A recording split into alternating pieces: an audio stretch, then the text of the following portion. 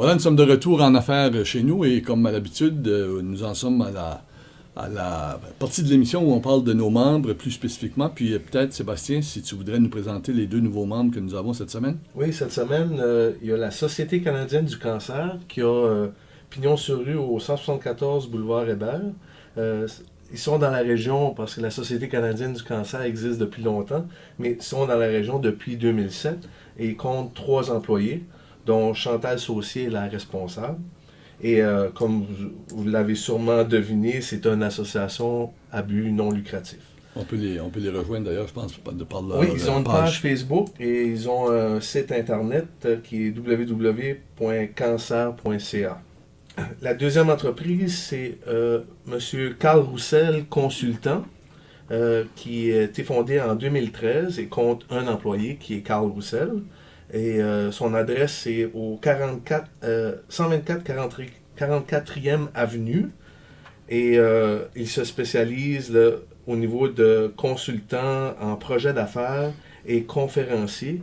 Et prochainement, on parle de formation aussi que Carl aimerait offrir. Oui, puis je pense qu'on peut dire que Carl fait partie du secrétariat de la jeunesse de Munston aussi. Oui, exactement, c'est vrai. Alors, bon succès à ces deux entreprises et puis bonne chance. Puis là, on a une entreprise qui nous visite aujourd'hui, qui est en affaires depuis un petit peu plus longtemps que ça.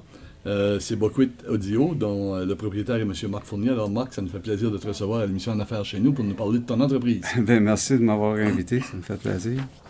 Marc, dans un premier temps, est-ce que tu peux nous faire un bref historique de Buckwheat Audio? Bien, Buckwheat Audio, c'est en réalité ma deuxième entreprise dans ce domaine-là. J'ai fait presque 10 ans avec une autre compagnie qu'on appelait Max Technique et Musique, avec un associé, Daniel Violette.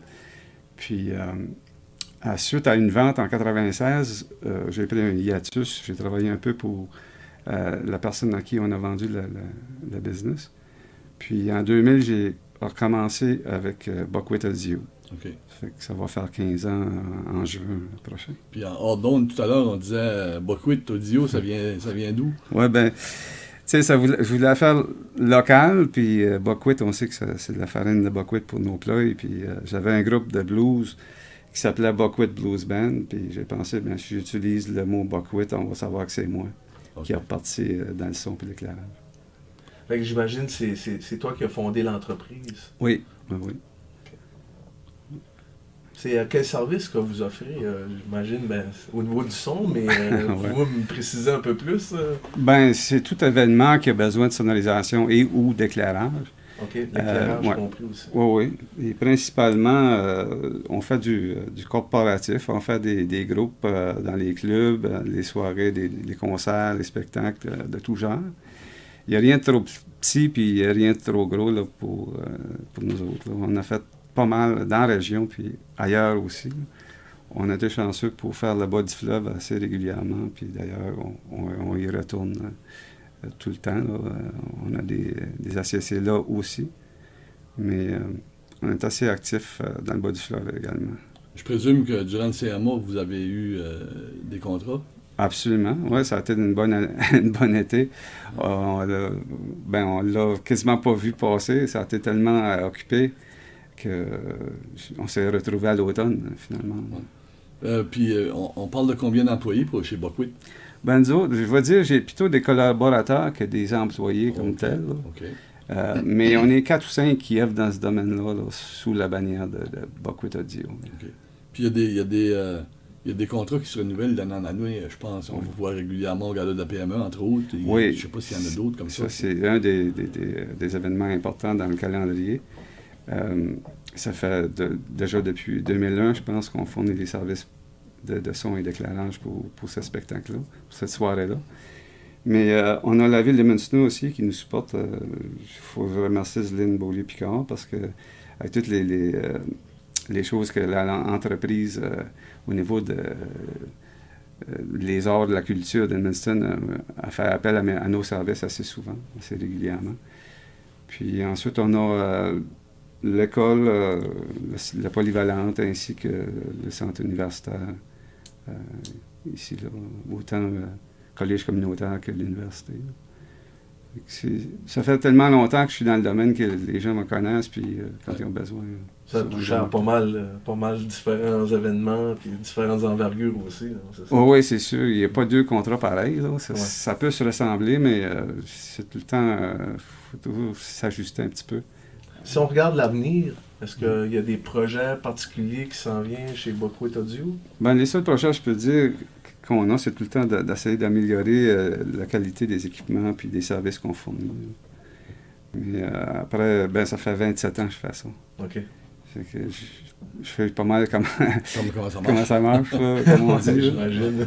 Mais il faut avoir la passion de ça, là, parce que c'est un domaine assez particulier. Puis ça vient par bourrer, comme on dit. C'est pas du travail 8 à 5 régulier, 5 jours par semaine. C'est toutes les fins de semaine, c'est souvent des soirées. Puis ça peut, tu peux commencer le matin et finir le lendemain matin. C'est un spectacle, il n'y en a pas un pareil, fait que c'est de l'ajustement d'un spectacle à l'autre toujours. Oui, bien il faut suivre. Les plus gros spectacles, c'est sûr qu'il y a une fiche technique à respecter. Puis souvent, il faut appeler le responsable. Si disons que c'est un groupe du Québec ou de Montréal, il faut toujours essayer de parler avec le responsable technique pour faire sûr que le devis est à jour. Puis qu'est-ce qu'on a à lui fournir, il va être convenable. Okay. C'est très intéressant comme business, si vous voulez. Alors, Marc Fournier de Bokwit Audio, ça nous a fait plaisir de vous recevoir en affaires chez nous pour nous parler de votre entreprise. Puis on vous remercie beaucoup, puis on vous souhaite bonne chance dans vos projets futurs. Ben, c'est moi qui vous remercie. Merci. Bye. Bon, pour continuer à parler des activités de la Chambre, on a pensé cette semaine inviter la coordonnatrice, justement, du gala de la PMA. On vient d'en parler, justement, avec Bokwit Audio. Puis tous les invités des derniers 3 semaines, 4 semaines, c'est des gens qui ont été récipiendaires. Mais je pense que ce serait d'intérêt d'entendre parler un peu du gala, puis aussi reconnaître, je pense, les commanditaires. Alors, avec nous, on a Cindy Pelletier-Michaud. Cindy Pelletier-Michaud est la responsable et la coordonnatrice, si vous voulez, du gala de la PMA. Alors, Cindy, bienvenue à l'émission. Ça fait plaisir Bonjour, de te merci. recevoir.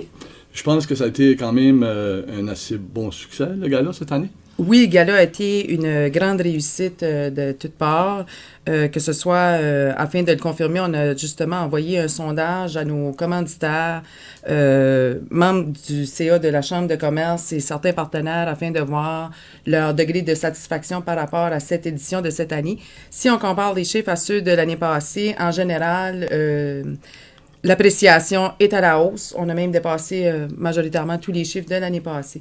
Donc, ce fut un grand succès sur toute la ligne. Bon, ben, excellent. Puis je pense que si on a eu un tel succès, ben Cindy, il faut qu'on remercie du monde. Oui, absolument. Un gala ne s'organise pas tout seul. D'abord, il y a le comité organisateur. On remercie les membres du comité organisateur qui, au cours de l'année, parce qu'on s'entend que ça ne s'organise pas en quelques mois, mais non seulement sur une année. Donc, à plusieurs réunions, des échanges se font. Aussi, pour ici faire, on a le côté monétaire aussi, dont nos commanditaires qui sont très importants, qui veillent à la réussite de ce gala. Donc, tout d'abord, on a notre commanditaire officiel qui est le Centre financier aux entreprises.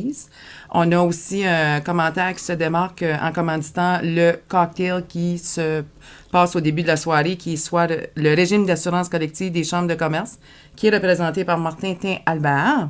Par la suite, nous avons plusieurs d'entre eux. Ils sont 21 en tout, donc nous avons le Grey Rock Entertainment Center.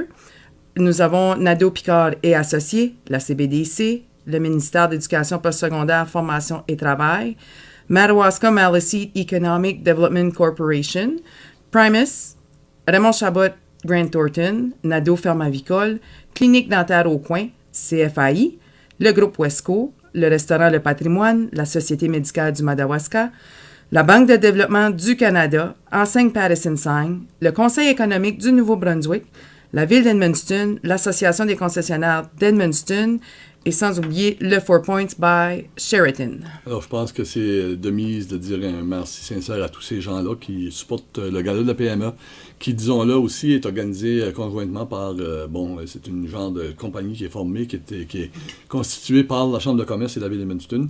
Alors, encore une fois, Cindy, merci beaucoup pour ta présence à l'émission. Merci beaucoup. Et puis, moi, je termine en remerciant nos invités d'aujourd'hui, M. Daniel Gramazon de Boise Hall Joist, M. Marc Fournier de Bokwit Audio, Cindy Pelletier-Michaud coordonnatrice du Gala de la PME, et notre co-animateur, Sébastien Morneau. Merci à vous deux, merci aux autres, et bonne fin de journée, et faisons de bonnes affaires.